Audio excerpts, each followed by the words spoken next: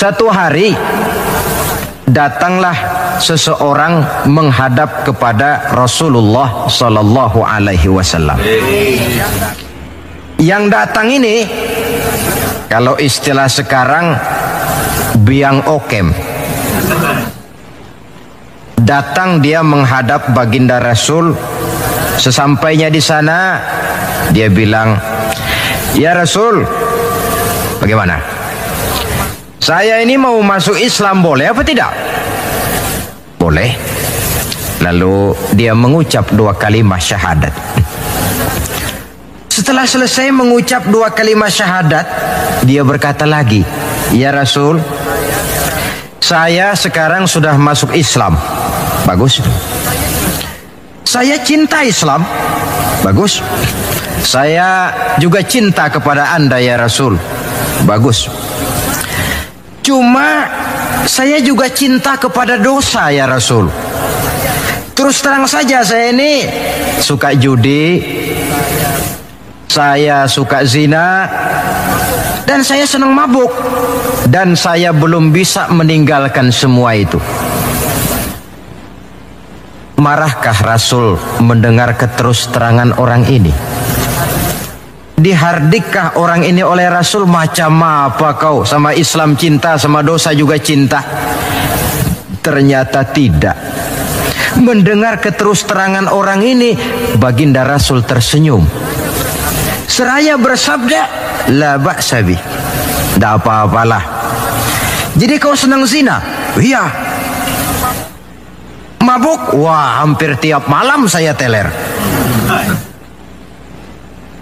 "Judi?" Itu lagi hobi saya." "Dan kau belum bisa tinggal semua itu?" "Belum ya Rasul." "Tidak apa-apalah. Cuma begini saja. Mau tidak kau janji dengan saya?" "Apa ya Rasul?" "Mulai sekarang kau akan meninggalkan dusta. Kau akan jadi manusia jujur, jangan bohong. Satu itu saja yang saya minta. Sanggup?" "Cuma itu ya Rasul." "Cuma itu?" Saya kira apa? Kalau cuma urusan gak bohong sih, gampang lah itu. Sanggup saya." "Sanggup?" "Sanggup." "Mari berjanji." Dijabat tangannya oleh Rasul, berjanji tidak akan bohong dia.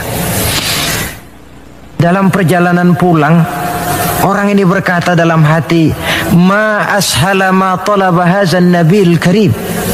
Alangkah mudahnya permintaan Rasul ini. Saya sudah berterang-terangan suka judi, suka zina, suka mabuk. Tidak disuruhnya meninggalkan semua itu, cuma diminta jangan bohong saja. Dia kira orang nggak bohong itu gampang.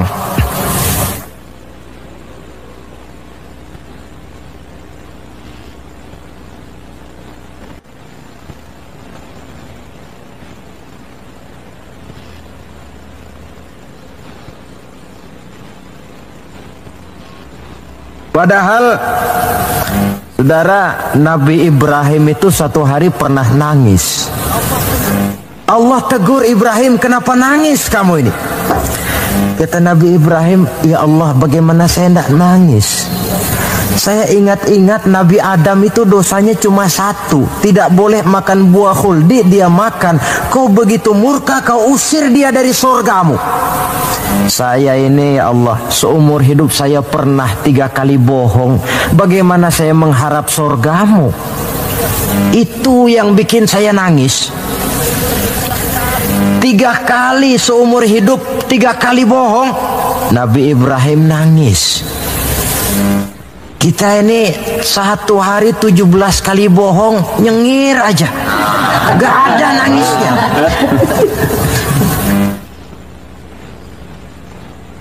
Saudara hadirin, demikianlah orang ini pulang ke rumah dengan satu anggapan dalam hatinya bahwa apa yang diminta oleh Rasul adalah sesuatu yang mudah. Lalu hari-hari pun berlalu, berganti dengan minggu, minggu pergi, datanglah bulan. Sampai pada suatu hari ketika orang ini sedang berjalan, dia melihat seorang perempuan dengan paras yang cukup cantik. Datang syahwatnya. Rupanya orang ini termasuk kelas tegangan tinggi juga.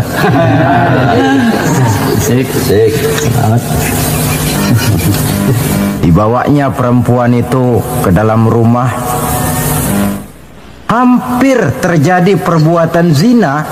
Nyaris dia ingat janjinya. Iya, saya ini kan sudah janji dengan Rasul tidak mau bohong.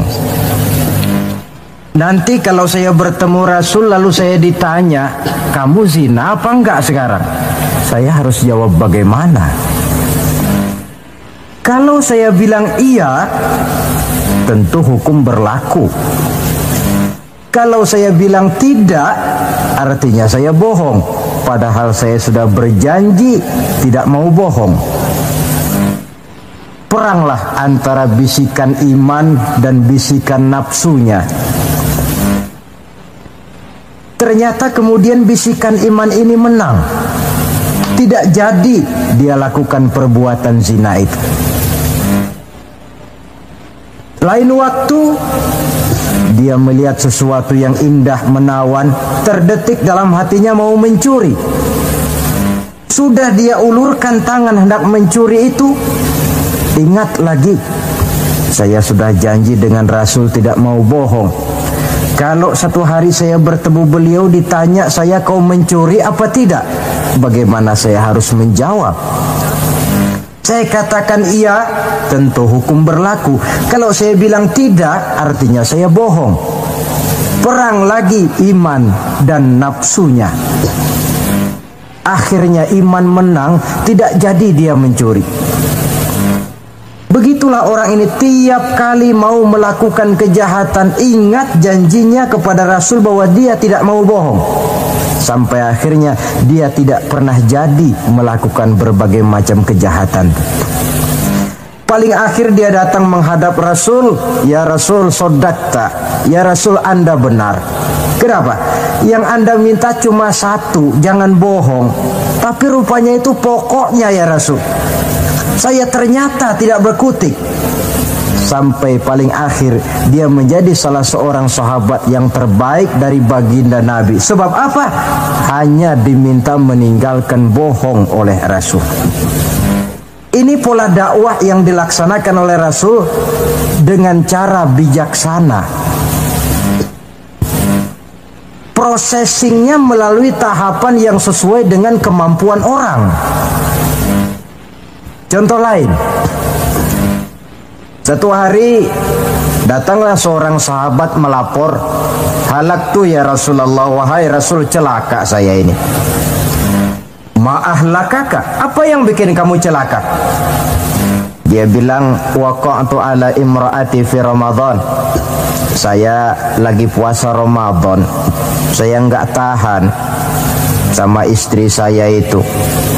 Lalu nyelonong ya Rasulullah. Rupanya pengantin baru ini. Kata Rasul, nyelonong bagaimana? Ya nyelonong-nyelonong. Kalau memang begitu bayar dendanya. Apa dendanya ya Rasul?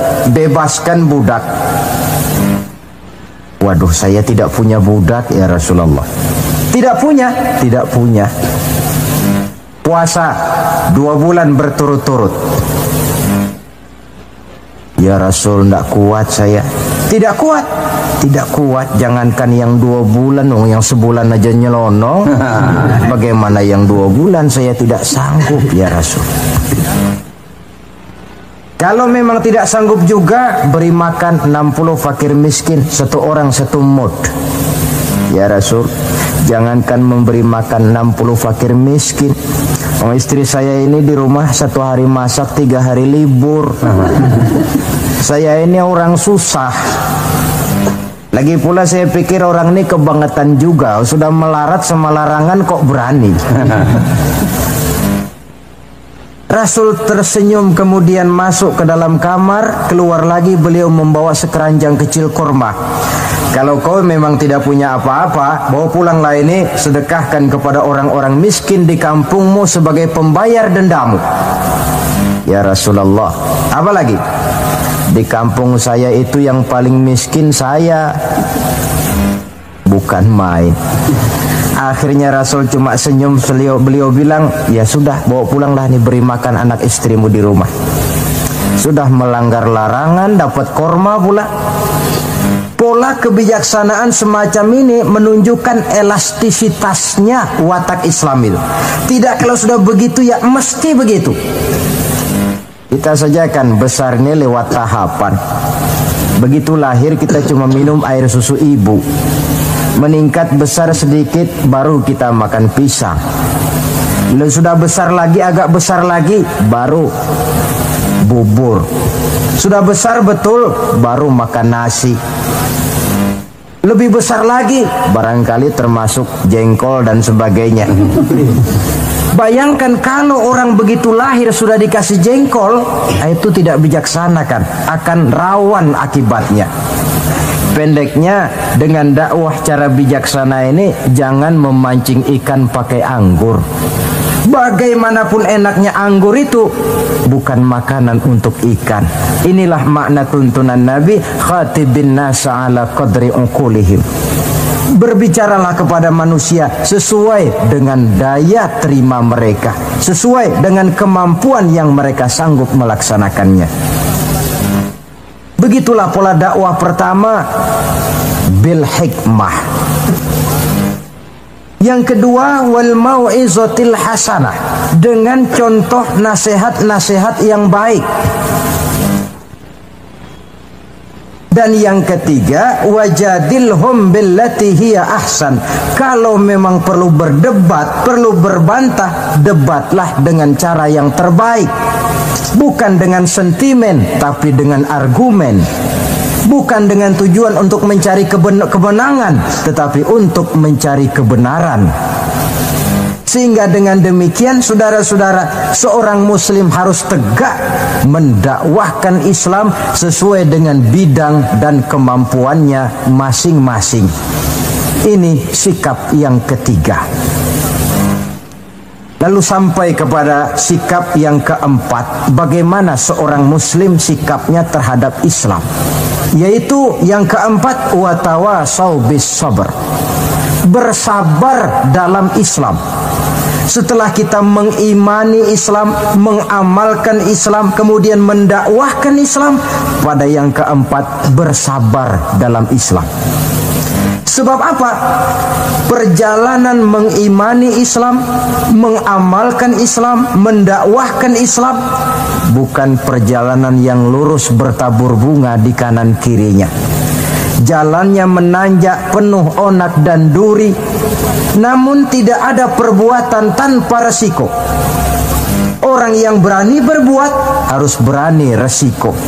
Mengimani Islam ada resikonya, mengamalkan Islam ada resikonya, mendakwahkan Islam, menegakkan yang ma'ruf, menghancurkan yang munkar pun ada resikonya. Bersabar dalam Islam. Bagaimana orang yang sabar itu? Allah menjelaskan, wabasyiris sabirin allazina iza asabathum musibah qalu inna lillahi wa inna ilaihi raji'un. Orang yang sabar tidak lain adalah orang-orang yang kalau mereka mendapat musibah, terkena satu kesulitan, kembali kepada konsepsi dasar inna lillahi wa inna ilaihi raji'un. Kami berasal dari Allah dan kepada Allah pula kami akan kembali. Bukan ucapan itu yang penting, tapi penghayatannya. Kalau pada satu saat misalnya kita harus melepaskan jabatan yang kita cintai, kembali kepada konsepsi inna lillahi wa inna ilaihi raji'un. Dahulunya pun ketika lahir ke dunia ini, saya tidak membawa jabatan apa-apa. Kalau satu saat kita kehilangan harta benda yang sangat kita sayangi, kembali kepada konsepsi dasar. Dahulunya pun waktu terlahir ke alam ini saya tidak membawa apa-apa. Inna lillahi wa inna ilaihi raji'un. Di belakang itu lalu baik sangka bahwa musibah, kepahitan dan penderitaan hidup bagaimanapun pedihnya, di belakang itu tentu mengandung hikmah. Cuma barangkali mata kita saja yang agaknya kurang terbuka untuk menelusuri hikmah di belakang itu. Lalu timbul semacam protes. Kenapa kesulitan yang datang menimpa saya? Padahal saya mengimani Islam, mengamalkan Islam, mendakwahkan Islam. Kenapa mesti kesulitan yang saya hadapi? Timbul protes dalam hati. Padahal hikmah di belakang itu tentu ada. Dan setiap muslim menghadapi bagaimanapun besarnya kesulitan, dia harus tetap husnuzon, baik sangka kepada Allah, dengan satu keyakinan di belakang setiap kesulitan mesti ada hikmahnya. Dahulu ada seorang petani, dia selesai bekerja di ladang, istirahatlah dia, tidur di bawah pohon beringin. Di sebelah pohon beringin ini ada pohon labu. Sambil tidur-tiduran dia berpikir, kalau saya lihat-lihat Tuhan ini tidak adil, katanya. Masa pohon beringin pohonnya besar, buahnya kecil. Lalu pohon labu pohonnya kecil, pohonnya kecil, kok buahnya besar. Ah, Tuhan bukan arsitek ulung ini. Tidak adil ini. Mestinya supaya enak dilihat itu beringin yang pohonnya besar, buahnya besar sebesar buah labu. Lalu pohon labu yang pohonnya kecil, buahnya kecil-kecil sajalah sebesar buah beringin. Baru adil rasanya itu. Nah, apa yang terjadi? Rupanya Allah tidak membuktikan kebesarannya. Baru saja selesai dia berpikir Tuhan tidak adil, jatuh sebutir buah beringin tepat menimpa hidungnya. Dia terkejut. Astagfirullahalazim, katanya. Kalau begitu Allah itu benar-benar adil. Coba kalau buah beringin sebesar buah labu, lalu barusan jatuh menimpa hidung saya, rasanya sudah tidak karu-karuan potongan muka saya ini. Baru terbuka pandangan matanya, baru terlontar perkataan Allah Maha Adil setelah dia bertemu dengan pengalaman yang dia rasakan sendiri. Jadi di belakang segala kesulitan itu ada hikmahnya. Di belakang segala kepahitan hidup itu ada manisnya.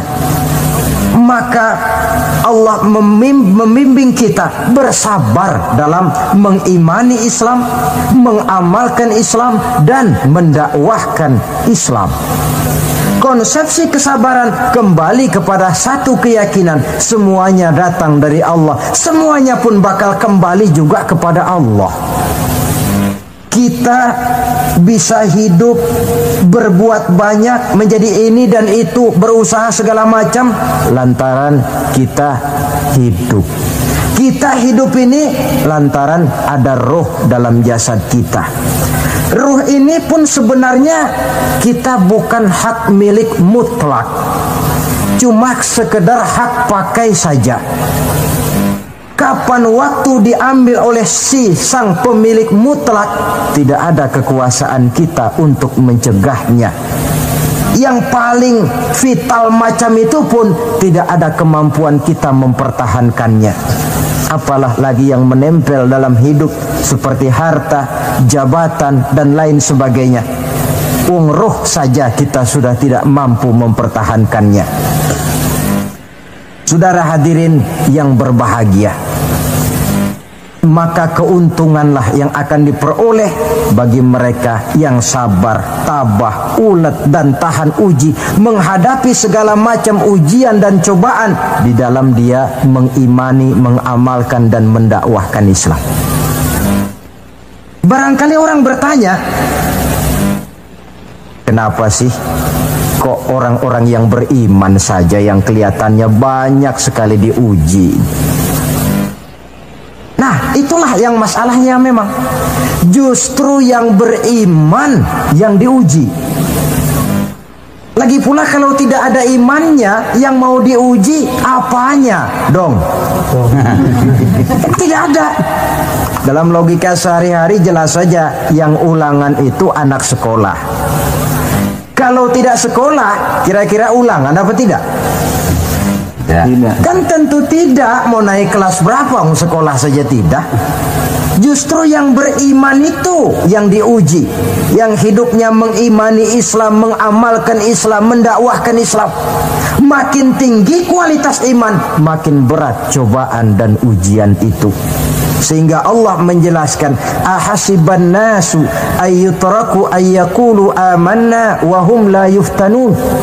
Adakah manusia menyangka mereka akan dibiarkan saja mengatakan amanna, kami mengimani Allah, kami mengimani Islam, wa hum la yuftanun, padahal mereka belum diuji lebih dahulu.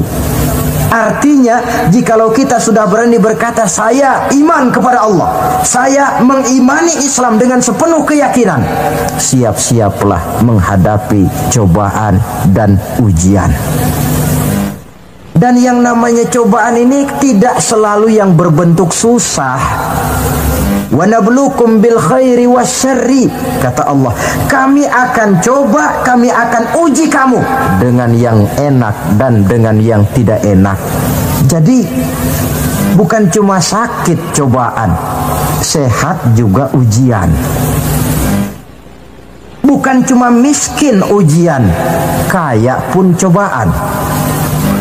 Tidak punya uang, cobaan. Banyak uang, ujian. Tapi kan belum pernah kita dengar ada orang bilang, Pak, saya lagi diuji oleh Allah. Kenapa? Uang saya lagi banyak, Pak. Belum ada orang berkata macam begitu. Kalau sudah bangkrut, pailit, nah barulah dia merasa diuji Allah. Dan dalam kenyataan banyak orang lulus ketika diuji dengan kemiskinan, tapi gagal berantakan setelah dia dicoba dengan kekayaan.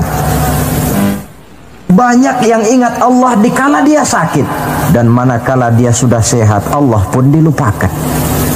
Ketika miskin dia hamba Allah, setelah kaya pindah menjadi hamba harta. Ketika dia orang biasa, dia hamba Allah. Naik pangkat, punya jabatan, pindah budak pangkat, budak jabatan.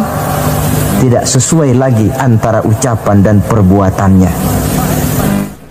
Baik, barangkali kita bercermin dari kehidupan seorang nabi, yaitu Nabi Ayub alaihi salam. Beliau ini orang kaya. Iblis itu paling tidak senang kalau ada orang baik. Dia lapor, wahai Allah, hambamu yang namanya Ayub ini dia rajin ibadah cuma karena kaya saja kau berikan harta. Coba kalau dia bangkrut, jatuh miskin, rasanya dia berhenti ibadah. Ah, Iblis, aku tahu Ayub itu hambaku yang ikhlas. Saya buktikan ya Allah, silakan. Turunlah iblis ke alam ini. Mula pertama yang dia rusak adalah harta benda Nabi Ayub.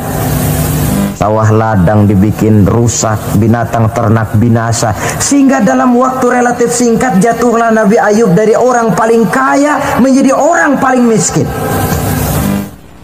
Kalau orang miskin jadi orang kaya, itu rasanya tidak terlalu, ya paling-paling lupa diri. Tapi kalau sudah dari kaya, tahu-tahu jatuh miskin, ini yang kalau kurang-kurang kuat kan bisa mengalami semacam mental breakdown, mengalami komplikasi. Waktu itu Nabi Ayub sedang ibadah di mihrab dalam masjid, datang iblis. Saudara Ayub, iya. Sedang ibadah ya? Iya. Menyembah Allah? Iya. Tahu nggak kau ini? Kenapa? Allah yang sedang kau sembah ini dia sudah bikin miskin kamu. Sawah ladangmu rusak, binatang ternakmu binasa, dan kau sekarang sudah jadi orang paling miskin. Buat apa menyembah Tuhan macam itu yang sudah bikin miskin kamu? Inilah iblis ini, kepada Nabi Ayub bicaranya lain, kepada Allah bicaranya lain. Kata Nabi Ayub, benar itu. Benar. Sawah ladang saya rusak. Iya.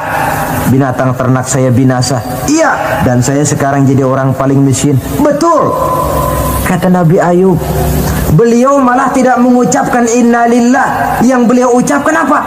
Alhamdulillah alladzi a'tani wa akhadha minni. Alhamdulillah, segala puji bagi Allah yang telah memberikan harta kepada saya dan sekarang Allah pula yang mengambilnya. Allah yang memberi, Allah yang mengambil. Tidak ada masalah bagi Allah. Iblis cuman ibadah jalan terus. Kembali beliau ibadah. Keki bukan main iblis ini.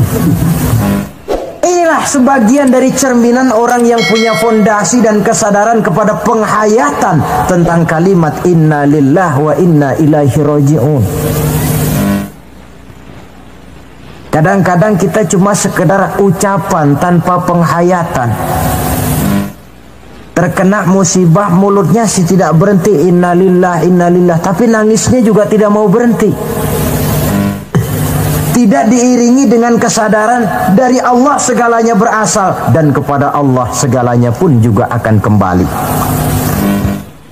Nah, kalau sadarlah kita bahwa tidak ada satu perbuatan tanpa resiko, dan resiko dalam mengimani, mengamalkan dan mendakwahkan Islam merupakan sesuatu yang indah, yang kalau kita hadapi dan kita modali dengan sabar, tentu buahnya akan nikmat kita rasakan dalam perjalanan hidup ini. Tanpa kesabaran, maka boleh jadi usaha kita pun akan sia-sia. Bukankah Imam Ali karramallahu wajhah pernah mengatakan, haqqun bila nizamin yaghlibuhul batil binizamin. Kebenaran yang tanpa nizam, tanpa kesabaran, tanpa taktik dan strategi, dapat dengan mudah dihancurkan oleh kebatilan yang menggunakan taktik dan strategi. Tentu kita menginginkan nilai-nilai Islam ini tegak di masyarakat, tapi ini merupakan processing yang bukan seperti orang makan pisang. Hari ini dimakan, hari ini kenyang, dan hari ini juga kadang-kadang bisa keluar lagi. Perjuangan menegakkan nilai-nilai Islam ini satu proses yang panjang. Seperti juga telah dijelaskan oleh kehidupan perjuangan Nabi, para sahabat, dan selanjutnya. Tidak merupakan satu proses yang sekali jadi. Itu sebabnya ditutup surah Al-Asr ini dengan kalimat tawasau bis sabr. Hendaknya bersabar kita di dalam menegakkan sikap yang dituntut dalam surah Al-Asr itu tadi. Saudara-saudara hadirin yang saya hormati, dengan demikian 4 sikap telah saya kemukakan. Dari 4 sikap ini ternyata seorang muslim dituntut untuk menjadi pengiman Islam, pengamal Islam, dan pengawal Islam, dengan motif sabar sebagai landasan daripada perjuangan kita mengimani, mengamalkan dan mengawal Islam dengan pelaksanaan dakwah yang sesuai dengan bidang dan kemampuan kita masing-masing. Yang kita harapkan tentunya bahwa nilai-nilai keimanan kita ini mewarnai kehidupan dan menjadi warnanya hidup. Saya kira pun pembangunan akan lebih berhasil, Pancasila akan lebih aman di negara ini kalau dijaga dan dikawal oleh orang-orang yang teguh memegang agama dengan segala konsekuensinya. Mengimani agamanya dan iman itu menjadi warnanya kehidupan. Dengan kata lain, kalau iman ini sudah ikut kemanapun kita pergi dan dimanapun kita berada, itu sebenarnya sumber etika otonom. Bukankah satu bangsa yang baik selalu terdiri dari masyarakat yang baik? Masyarakat yang baik terdiri dari warga yang baik. Warga yang baik terdiri dari keluarga yang baik. Dan keluarga yang baik terdiri dari pribadi yang baik. Nah, pribadi akan menjadi baik kalau dia dikontrol oleh nilai keimanannya. Sebab apa? Puncak keimanan yang tertinggi sebenarnya tidak lain manakala seseorang sudah merasakan kehadiran Allah dekat dalam hidupnya. Kalau itu sudah dimiliki, apalagi yang lebih mampu mengontrol kita, merasakan kehadiran Allah dekat dalam hidup. Sebab itu sebagai akhir, bawalah iman ini kemanapun kita pergi dan dimanapun kita berada. Kadang-kadang iman kita ini kan cuma sekedar penunggu rumah. Pegawai negeri mau ke kantor, imannya ditaruhnya di lemari. Sudahlah iman, kau tidak ikut ke kantor. Kalau kau ke kantor nanti aku nggak bisa korupsi. Pedagang ke pasar, iman ketinggalan di rumah. So kalau iman dibawa ke pasar, katanya timbangannya tidak bisa curang. Tertinggallah iman itu di rumah. Iman yang tertanam dalam hati menimbulkan etika otonom. Dan etika otonom membuat manusia selalu merasakan kehadiran Allah dekat dalam hidupnya. Kemana lagi tempat kita hendak melakukan kesalahan kalau Allah menjadi daya kontrol yang paling efektif di dalam kehidupan. Inilah yang kita bicarakan pada pertemuan kita kali ini. Semoga Allah memberikan kekuatan kepada kita. Amin. Untuk hidup tegak mengimani Islam, mengamalkan Islam, mendakwahkan Islam, dan bersabar di dalam Islam. Saya akhiri dengan satu ungkapan. Wa qad yurja li jarhi sayfi bur'un wala bur'u lima jarahal lisan. Kalau pedang lukai tubuh, masihkan ada harapan sembuh. Kalau lidah lukai hati, kemana obat hendak dicari. Untuk itu saya mohon dibukakan pintu maaf yang sebesar-besarnya. Semoga yang saya sampaikan ini ada manfaatnya. Usikum wa iyaya bitaqwallah. Aqulu qawli hadza. Wassalamu alaikum warahmatullahi wabarakatuh. Waalaikumsalam warahmatullahi wabarakatuh. Maka di zaman sekarang akhlak kita kepada Allah sering kena erosi, sering kena polusi. Mungkin karena sulitnya lapangan kerja, tingginya tensi ekonomi, persaingan hidup yang makin tajam, sulitnya mencari lapangan kerja, orang kadang-kadang nekat. Sedikit pertimbangan picik, pandangan, mudah melakukan potong kompas, sehingga terjadilah perbuatan-perbuatan yang memelencengkan akhlak kita kepada Allah Subhanahu wa ta'ala. Kadang-kadang terjebak mempercayai selain daripada Allah. Kadang-kadang terjebak di dalam mengagungkan yang selain daripada Allah lebih dari yang seharusnya. Terkenalah akhlak kita kepada Allah jaringan-jaringan erosi dan polusi. Kufur sebagai lawanan daripada tauhid merupakan sifat daripada orang yang tidak berakhlak kepada Allah. Bentuknya pertama bisa syirik. Syirik itu artinya meyakini ada Tuhan lain selain daripada Allah. Itu yang namanya syirik. Jadi percaya Tuhan ada, cuman Tuhannya kelebihan. Itu yang disebut syirik, dan itu merupakan cerminan dari akhlak yang rusak kepada Allah Subhanahu wa ta'ala.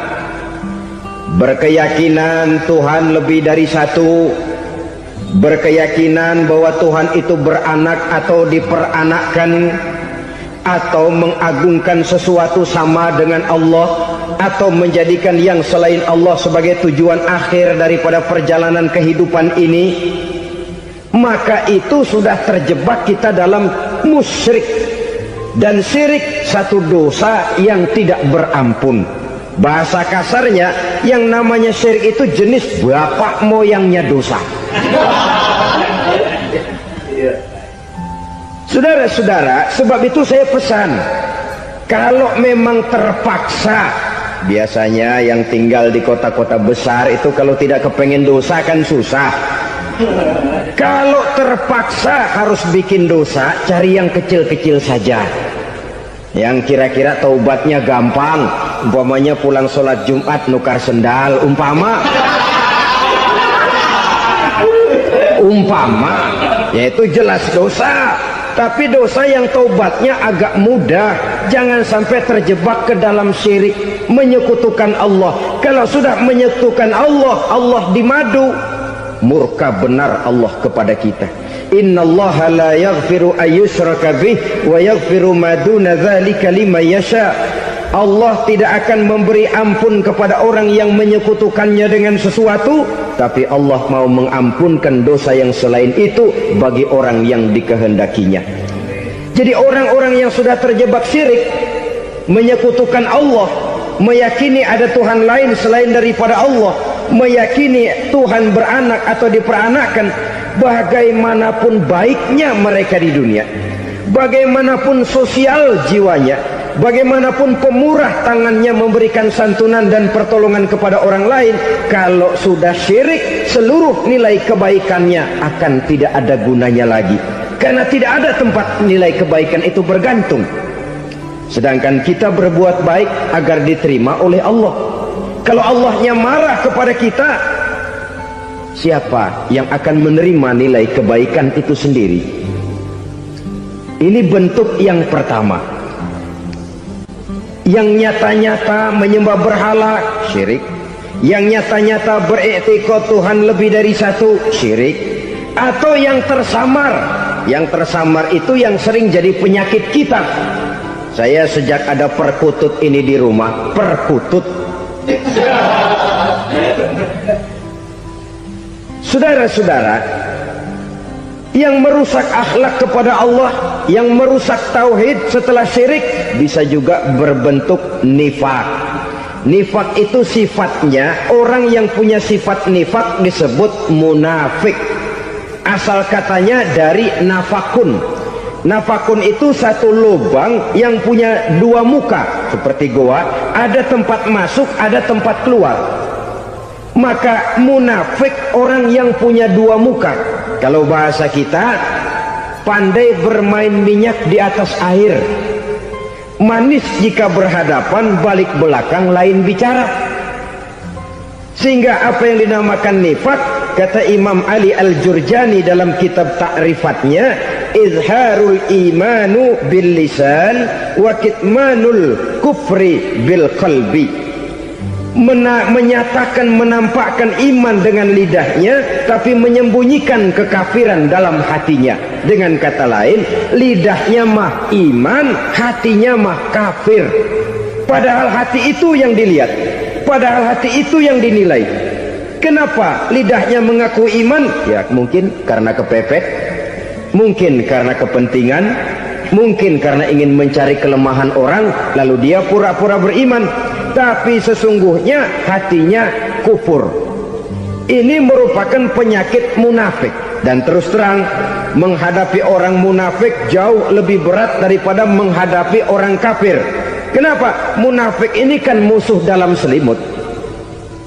Mau dibilang musuh nyata-nyata, apalagi di zaman Rasul ya, ketika periode Madinah, berat sekali menghadapi orang munafik.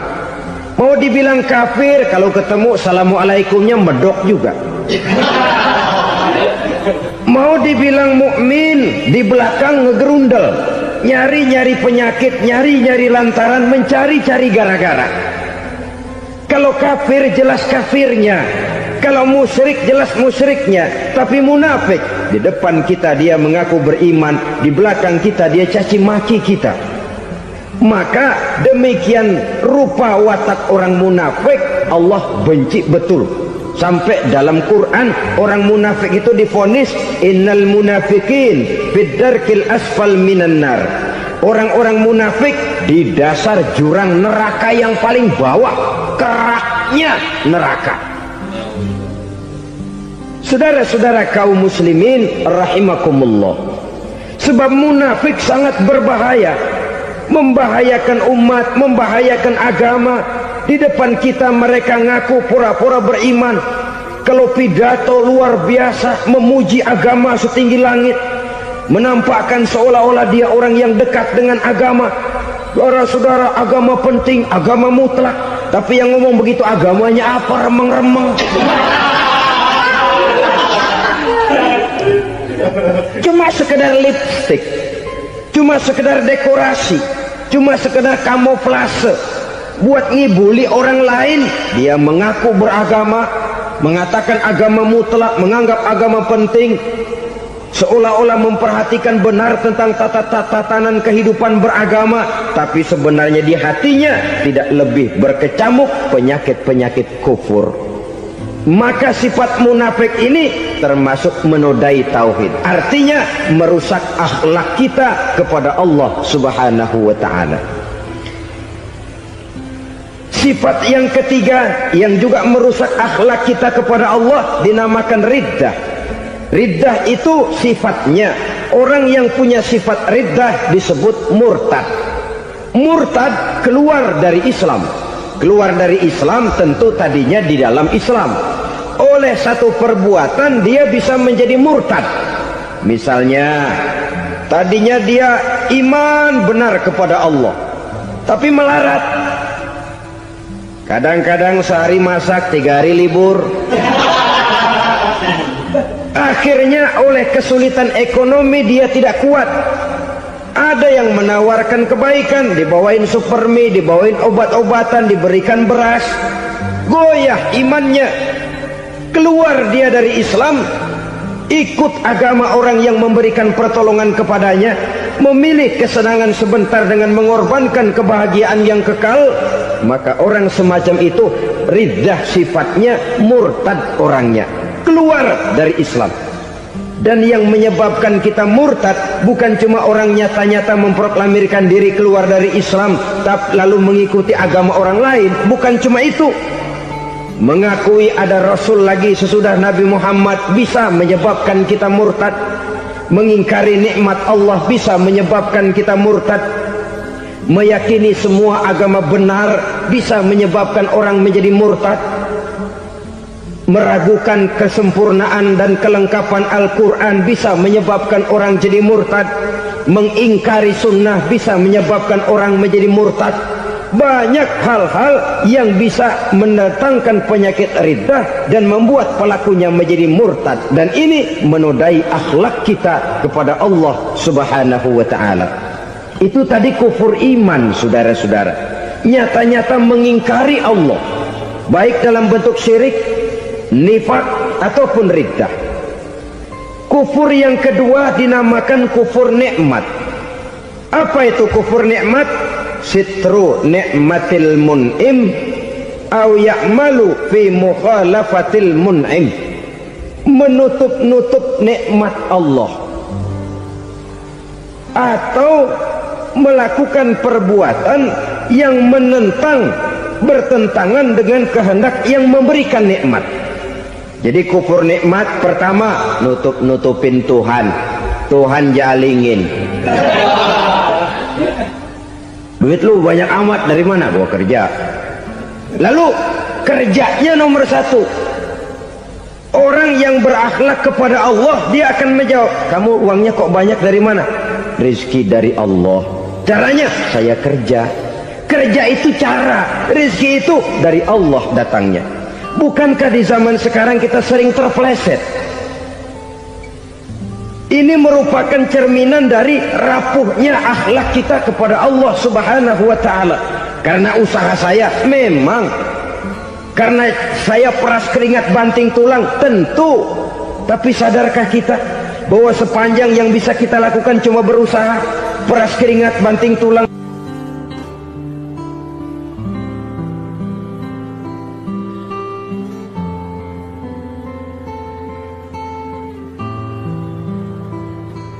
Soal rizki, soal jodoh, soal maut, kitakah yang mengatur? Kitakah yang menentukan? Subhanallah. Manusia sungguh tidak berdaya menghadapi 3 hal paling pokok ini. Rezeki, kita cuma bekerja. Kitakah yang menentukan? Tidak.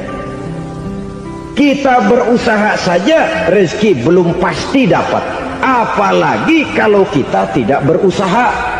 Jangan terjebak dalam fatalisme, belum perang udah nyerah. Emang dasar rezeki datangnya dari Tuhan, gak usah kerja, dan ntar juga kalau dia datang. Dari mana datangnya? Kerja saja belum tentu dapat rezeki, apalagi kalau tidak kerja. Yang jelas usaha perlu kepastian, itu urusan Allah. Ini akhlak kepada Allah Subhanahu wa ta'ala.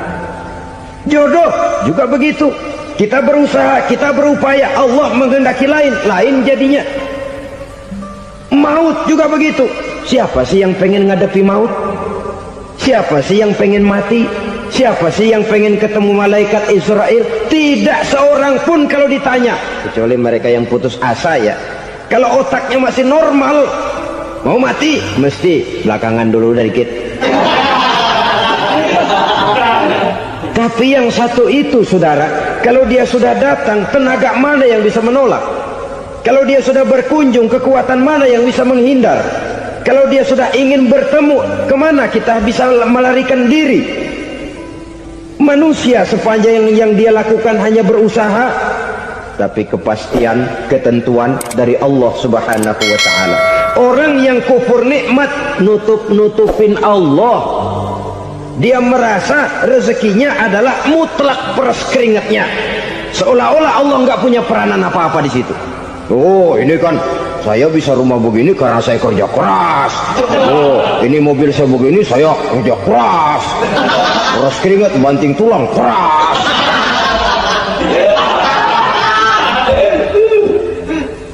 Saudara-saudara kaum muslimin rahimahkumullah, jadi menutupi Allah. Akibatnya nanti kalau dia berhasil, Allah ketutupan. Kalau dia gagal, orang lain dicaci maki, dicari kambing hitam. Yang kambing hitam kan mahal, karena orang sering cari-cari kambing hitam. Jarang orang mau jujur kalau bertemu kesulitan lalu mencari sebab pada dirinya sendiri. Yang paling enak ya nyalain orang. Lo begitu. Orang lain yang paling enak kita salahin. Au ya'malu fi mukhalafatil mun'im, atau dia melakukan sesuatu yang tidak sesuai dengan kehendak yang memberikannya nikmat. Diberikan kita tangan, mulut sih nggak berhenti, terima kasih Tuhan, alhamdulillah saya dikasih tangan. Cuma nih tangan enteng mat nabokin orang lu. Itu sudah mukhalafatul mun'im, bertentangan dengan kehendak yang memberikan nikmat. Diberikan harta, mulutnya mah basah, terima kasih Tuhan, alhamdulillah dikasih harta, tapi pelitnya minta ampun, kikir, koret, medit. Ini juga termasuk kufur nikmat, mempergunakan suatu nikmat bertentangan dengan kehendak daripada yang memberikan nikmat itu sendiri.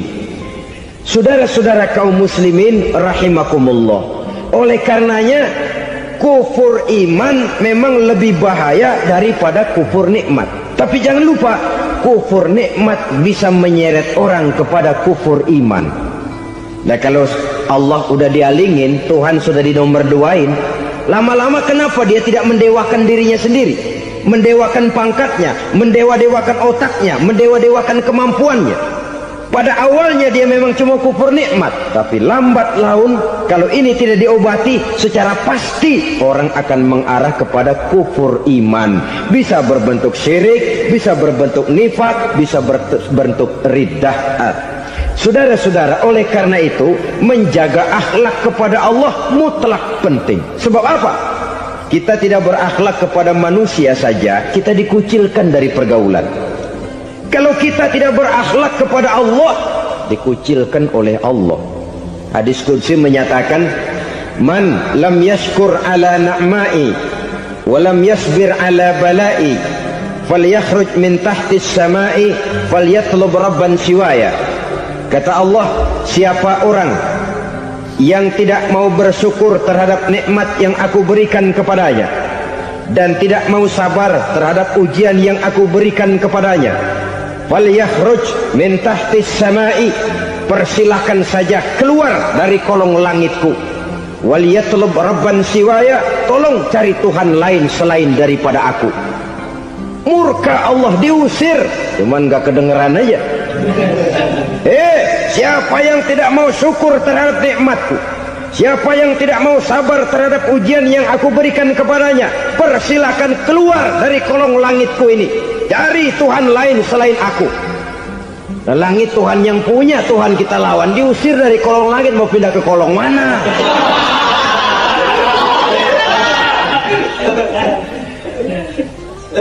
Jadi jangan merasa kufur nikmat kan enteng. Iya, kelihatannya begitu, tidak sebahaya kufur iman. Tapi kufur nikmat ini merupakan anak tangga yang kalau kita sudah mulai naik, kita akan naik terus sampai kepada tingkat di mana kita mengalami kufur iman. Kalau sudah ke sana, maka akhlak kita kepada Allah terkenalah erosi, terkena polusi, hancur akhlak kepada Allah, dan itulah sumber kesengsaraan abadi. Kalau cuma kita tidak berakhlak kepada manusia, barangkali resikonya cuma kehidupan di dunia ini. Mungkin juga ada kehidupan akhirat. Tapi kalau sudah tidak berakhlak kepada Allah, dunia akhirat kita rugi dan celaka. Maka pada kesempatan ini saya mengajak, marilah jaga baik-baik akhlak kita kepada Allah. Satu kali kita bertauhid, sampai mati kita bertauhid. Satu kali la ilaha illallah, jangan tergelincir lagi kita keluar daripada kalimat itu. Satu kali kita bertuhankan Allah, jangan bertuhan yang lain selain daripada Allah. Jangan sekutukan Allah, jangan samakan Allah dengan sesuatu, jangan mengangkat yang lain sama agungnya dengan Allah. Sebab dengan demikian kita seolah-olah sudah mengotori akhlak kita kepada Allah Subhanahu wa ta'ala. Saudara hadirin yang saya hormati, jadi oleh karenanya akhlak kita kepada Allah merupakan basis daripada kehidupan beragama. Kalau itu sudah mulai rapuh, mulai terkena erosi dan polusi, mulai rusak, dikhawatirkan nanti nilai ibadah kita kepada Allah juga akan turut ambruk karenanya. Saudara-saudara kaum muslimin rahimakumullah, tugas yang kedua, memperbaiki akhlak manusia kepada sesama manusia. Kita tahu Islam sesuai dengan namanya adalah agama damai. Maka akhlak manusia kepada sesama manusia menempati porsi yang penting dalam kehidupan beragama. Bagaimana seorang muslim bergaul, bertata krama terhadap sesama manusia. Mari kita lihat lebih jauh persoalannya. Untuk memudahkan pembicaraan dari kacamata agama, kita kelompokkan saja manusia itu dalam dua. Pertama yang seiman, dan yang kedua yang tidak seiman. Yang tidak seiman itu kita sebut saja kufur atau kafir. Nah, kepada yang kafir pun kita diajarkan untuk berakhlak, apalagi kepada yang memang nyata-nyata seiman, sekeyakinan, seakidah. Kemanapun Islam datang, ke negara manapun ia masuk, ia tidak menaburkan kerusakan. Jadi tidak benar kalau orang pernah itu menggambarkan, saking sentimennya seorang orientalis pernah menggambarkan Nabi Muhammad di tangan kirinya Quran, di tangan kanannya pedang, menggambarkan seolah-olah Islam dikembangkan dengan kekerasan. Sebenarnya tidak sama sekali. Kalaupun dalam sejarah perkembangan Islam pernah terjadi perang, maka perang dalam Islam sesungguhnya apabila kita amati sejarahnya bukan untuk memaksakan agama, karena memang agama tidak bisa dipaksakan, tetapi justru untuk mempertahankan agama dari segala macam hambatan, rintangan, hinaan dan fitnahan. Tapi kemanapun yang jelas Islam masuk, dia tidak pernah membuat kekacauan, kerusuhan ataupun penghancuran. Candi Prambanan bahkan dipugar, Gereja-gereja tidak ada yang dihancurkan oleh umat Islam. Kenapa? Islam agama damai. Soal agama, soal lakum dinukum waliyadin, la ikraha fid din, qad tabayyana ar-rusydu minal ghayy. Tidak ada paksaan dalam beragama, sebab nyata yang benar dengan yang tidak benar. Belum pernah ada orang kafir masuk ke perkampungan orang Islam lalu dikejar-kejar, diteriakin kafir, kafir, sunatin.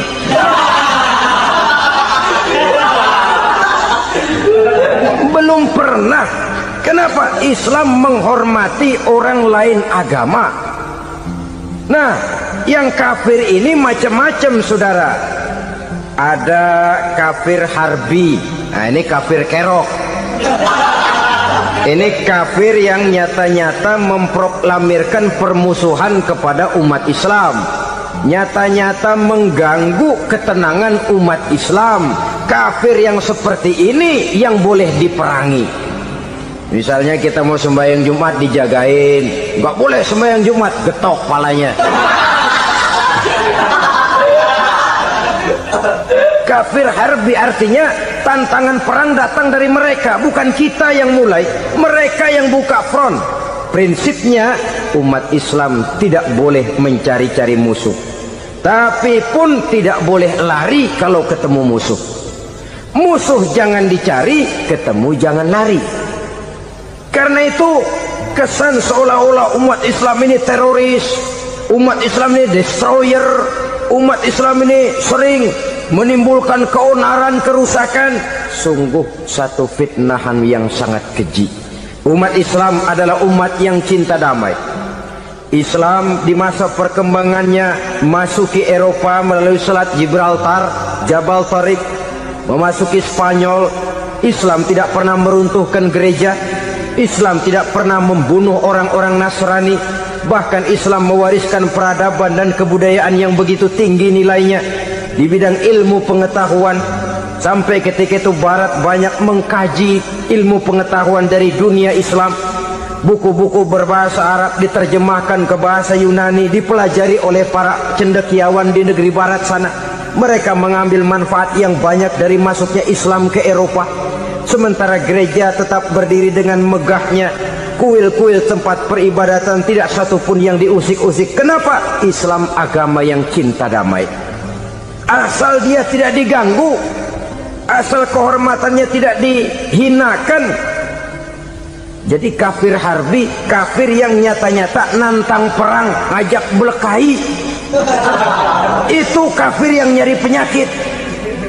Kafir harbi ini boleh diperangi dengan catatan mereka yang memang mulai. Yang kedua kafir zimmi. Kafir zimmi, kafir yang hidup di tengah mayoritas muslim, tapi mereka mau hidup dengan aman, damai, tenang. Mereka wajib dilindungi. Bahkan Nabi pernah memberikan satu jaminan, man aza zimmiyan faqad azani. Siapa yang mengganggu orang kafir zimmi sama saja dengan mengganggu saya. Kehormatannya dijaga, harta bendanya dilindungi, anak istrinya pun dilindungi. Dan ini jadi kenyataan. Saudara bisa lihat di negara-negara yang mayoritas penduduknya beragama Islam, orang-orang kafir di luar Islam hidup dengan tenang, aman, damai. Di Saudi Arabia, di luar tanah haram, di luar Mekah dan Madinah, banyak orang-orang kafir mencari nafkah. Mereka tenang, aman, dilindungi undang-undang. Begitu di Mesir, begitu di negara Indonesia yang berdasarkan Pancasila ini. Kehidupan beragama menimbulkan gairah, rukun, tenang, aman, damai, sepanjang tidak saling ganggu, tidak saling usik, menghargai orang yang sudah beragama, tidak menjadikan penganut suatu agama sebagai sasaran dari dakwah agama lainnya. Saudara-saudara kaum muslimin rahimakumullah. Jadi memang oleh Al-Quran kita dianjurkan asyidda 'alal kuffar ruhama bainahum. Tegas kepada orang kafir, kasih sayang kepada sesama muslim. Tapi tegas bukanlah berarti marah-marahan, bukan berarti musuh-musuhan, bukan ngajaki perang. Tegas dalam arti punya garis tentang kehidupan beragama, lakum dinukum waliyadin. Soal kehidupan sosial, mari kerjasama. Bangun jalan, ayo rame-rame. Siskamling, mari bebarengan. bikin puskesmas, mari sama-sama. Tapi kalau sudah soal agama, itu tidak perlu ada toleransi agama. Yang perlu toleransi antar umat beragama. Kalau umatnya mau kerjasama silakan, tapi tidak menyangkut soal ibadah. Jangan kerjasama di bidang ibadah. Itu kerjasama yang salah pasang, saudara-saudara. Sehingga dengan demikian toleransi adalah menyangkut kehidupan antar umat beragama. Sedangkan agama sendiri punya kapling yang nyata. Sehingga dengan demikian tegas kepada orang kafir dalam arti kita punya satu kepribadian, tidak ngambang. Enggak, lalu kalau ditanya orang, sebenarnya agama lu apa sih? Ah, gua mah gimana musimnya aja. Agama pakai musim kayak rambutan. Akhirnya ya begitu, musim-musiman. Ke masjid kelihatan, ke gereja hayo, ke candi nongol, ke apa? Bingung malaikat bagaimana nyatetnya nih bocah ini. Di mana aja ada. Kita punya satu kepribadian. Saya Muslim dan garis saya ini, lakum dinukum waliyadin. Bagi Tuhan persilakan agama Tuhan, bagi kami agama kami. Kami hormati Tuhan, Tuhan hormat kepada kami. Tapi soal agama, kaplingnya jelas. Kerjasama, mari urusan muamalah, bidang sosial. Yuk kita sistemling sama-sama dengan orang lain agama. Mari jaga kerukunan, kesatuan, persatuan, kekompakan. Perbaiki jalan yang rusak, mari sama-sama. Mendandani jembatan yang runtuh, mari sama-sama. Tapi sembahyang, kaplingnya lain-lain. Sebab Nabi juga dulu pernah ditawarkan begitu loh sama kafir jahiliyah dulu, Quraisy itu. Sudah Muhammad, sekarang begini saja, kita join aja daripada marah-marahan. Hari ini saya oke, menyembah Tuhanmu Allah. Besok gantian kamu menyembah Tuhan kita, Latta, Uzza, Manat dan Hubal. Turun, qul ya ayyuhal kafirun la a'budu ma ta'budun.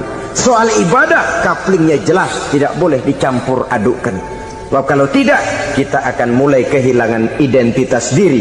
Dan disitulah krisis kehidupan keyakinan beragama dimulai. Dari krisis identitas. Hujan gede kan mulainya gerimis dulu. Di mana-mana ya gerimis dulu. Gerimis makin lama makin gede. Kita akan mulai dengan kehilangan identitas diri. Dari sana nanti kita malu mengakui keislaman kita.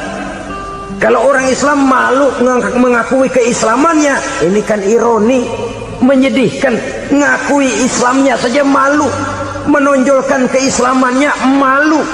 Tidak ada rasa bangga beragama. Padahal ini modal dasar. Hanyalah dengan rasa bangga beragama kita lalu konsekuen. Bangga yang tidak konsekuen, wah pokoknya kan gua kan Islam, agama yang paling benar. Tapi hidupnya sendiri jauh dari tuntunan Islam. Itu bangga yang tidak beralasan, bangga yang tidak perlu dibanggakan sebenarnya. Kebanggaan yang membuat kita konsekuen dan dekat dengan kehidupan beragama. Jadi dengan demikian saudara-saudara, kepada non-muslim kita juga harus berakhlak. Bukankah ini sudah dicontohkan oleh Rasul? Bagaimana beliau disambiti orang di Taif, yang menyambiti malah didoakan. Bagaimana Suraqah mau membunuh beliau, malah Suraqah didoakan. Bagaimana Abu Jahal dan Abu Lahab saking mangkalnya. Ini Abu Jahal pernah gali lubang di kamarnya sendiri, di depan tempat tidurnya. Setelah dia gali lubang, ditutupin pakai keraras korma. Lalu dia tarik selimut, belagak meriang. Dia pesan pesuruhnya, bilangin Muhammad encangnya meriang. Pamannya sakit, minta ditengokin.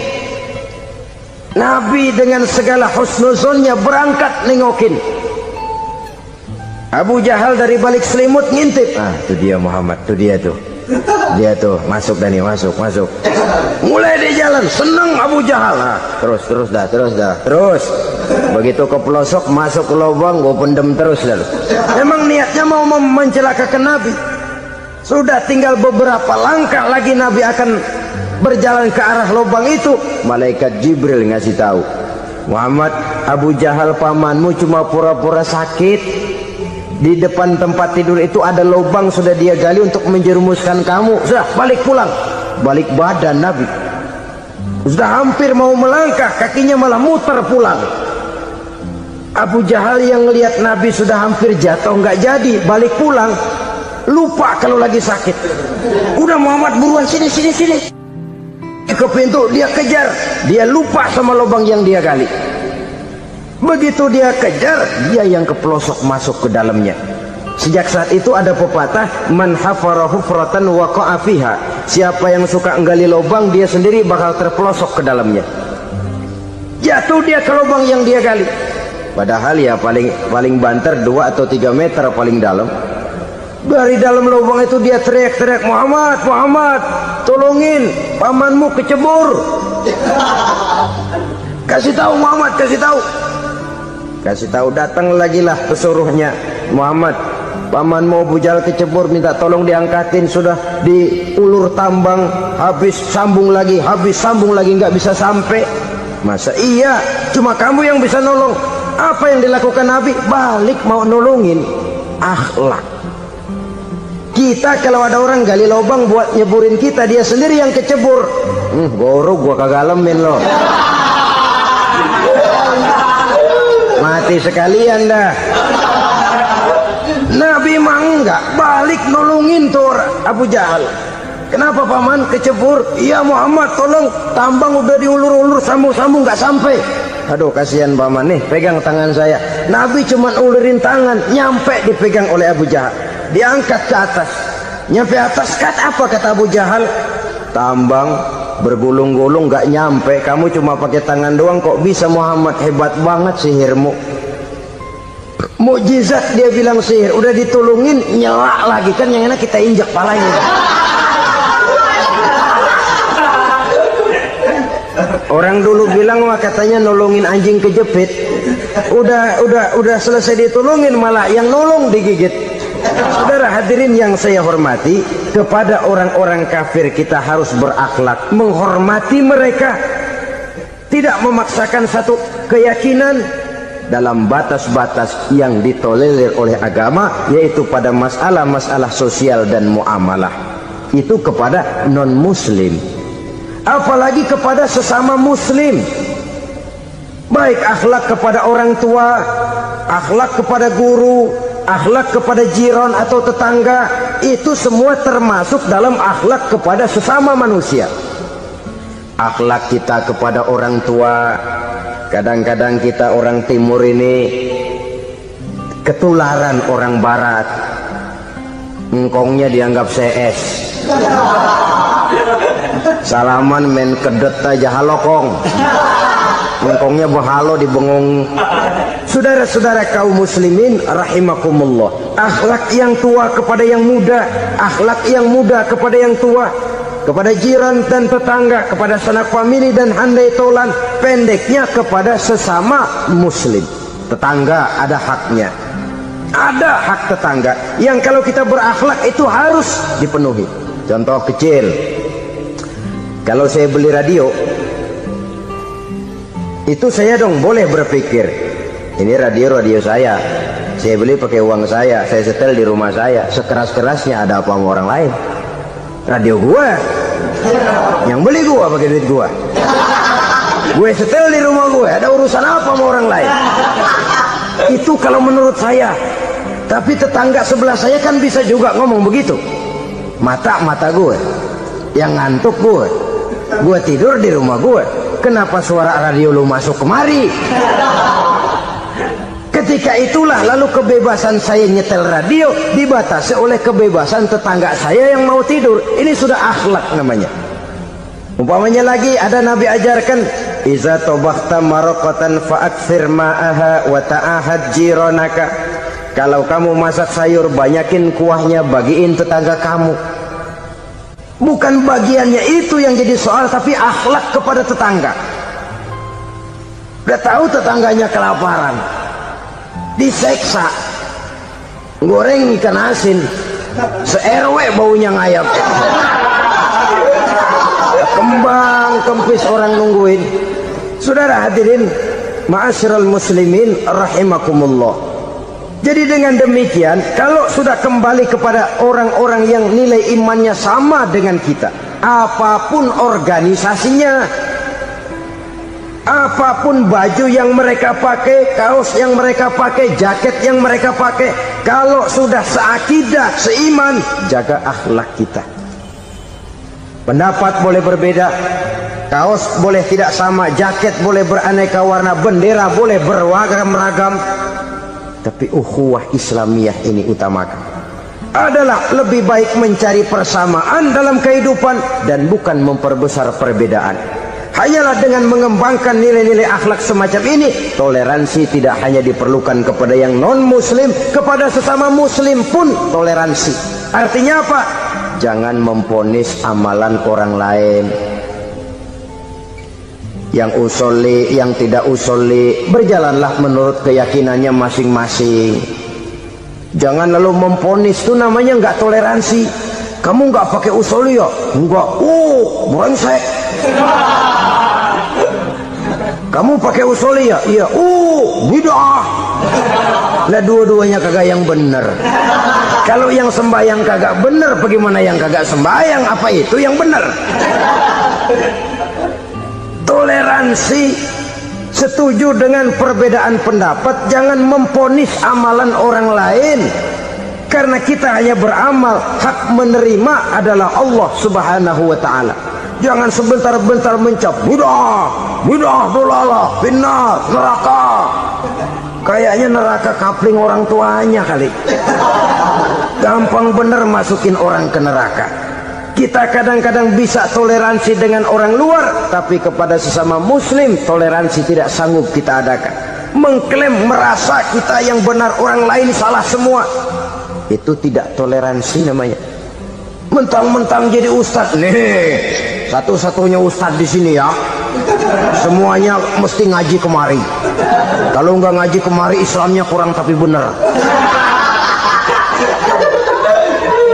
Toleransi, saudara-saudara kaum muslimin rahimakumullah, lapang dada menghargai orang yang berbeda pendapat, apalagi kalau perbedaan pendapat itu menyangkut hal-hal yang tidak prinsipil, menyangkut hal-hal yang sekunder dalam kehidupan beragama, menyangkut masalah-masalah yang dalam bahasa fikih disebut soal-soal furu'iyah. Tidak usah menyebabkan kita bersih tegang. Kepala sama hitam, pendapat boleh berbeda dan halal. Bahkan Nabi mengatakan ikhtilafu ummati rahmatun, perbedaan pendapat di kalangan umatku bahkan menjadi rahmah, sepanjang perbedaan pendapat itu diiringi dengan rasa toleransi. Tapi kalau sudah main baku hantam, main klaim, memponis orang lain, akhirnya timbullah keretakan. Jangan heran kadang-kadang satu masjid dua kelir.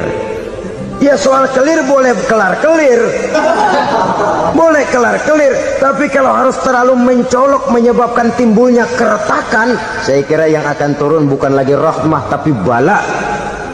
Bala akan menimpa kita, jatuh kita menjadi umat yang lemah. Oleh karena di antara kita sendiri, sesama kita tidak pandai bertoleransi, tidak lapang dada. Ada anak muda kelihatannya mau majuan dikit, yang tua curiga. Nih, kalau dia maju pasaran gua bangkrut dong nih. Lalu ditekan tuh anak ditekan melejit.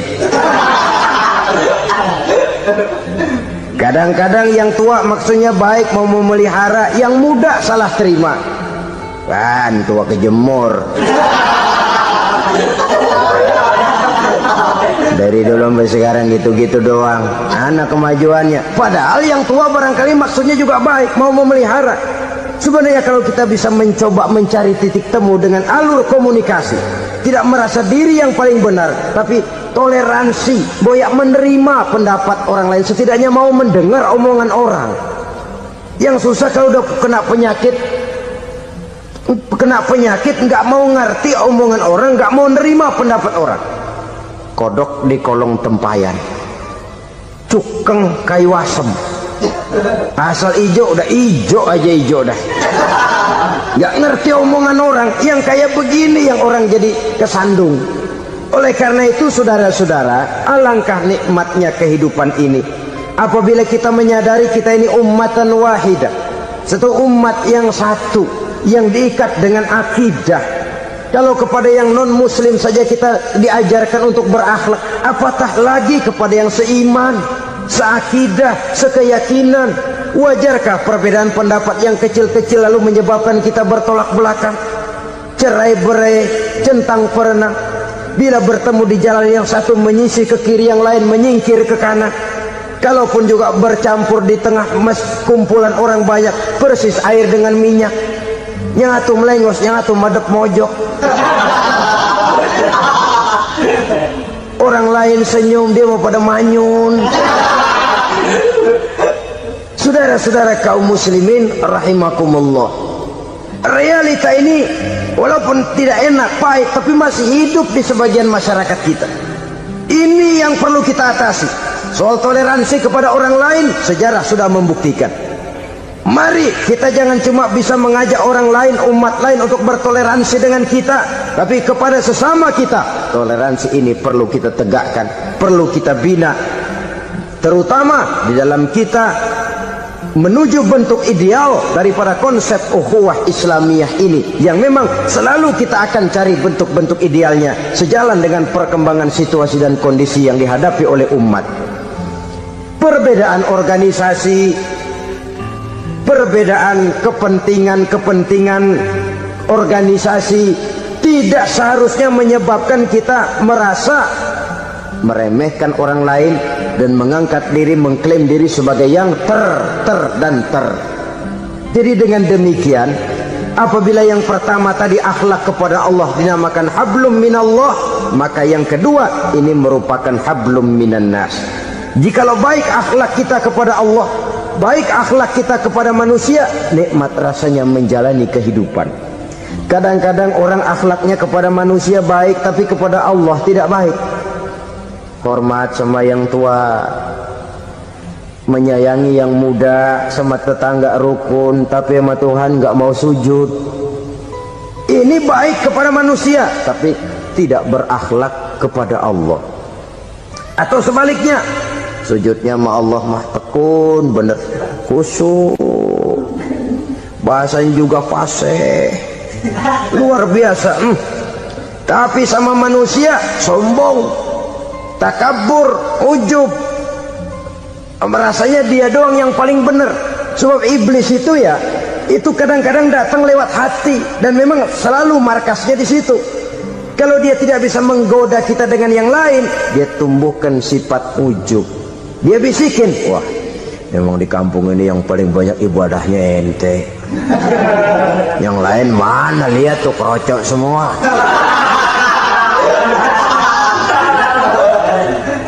Lalu di hati orang itu tertanam sifat iya ya. Nah, tatkala iya ya, dia sudah terkena serangan iblis. Akhirnya apa? Orang lain diremehin.